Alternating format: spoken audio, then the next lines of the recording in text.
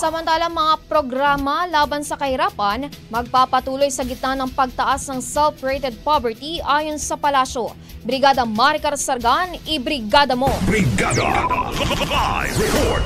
Tumaas ang self-rated poverty ng mga Pilipino sa 45% nitong Hulyo mula 42% noong Abril batay sa survey ng Okta Research.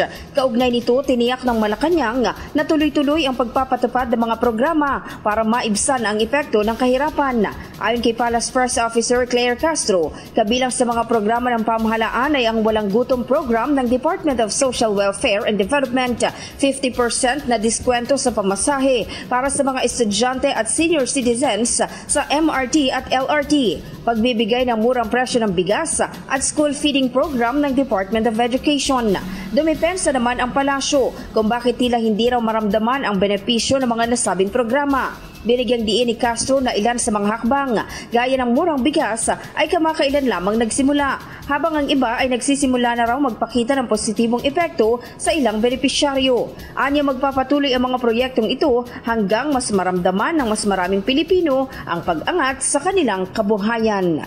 In the heart of changing lives, ako si Brigada Maricar Sargan ng 105.1 Brigada News FM Manila, The Music and News Authority. Ang bahaging ito ay hatid sa atin ng Drive Max Coffee. Ligayang tuloy-tuloy.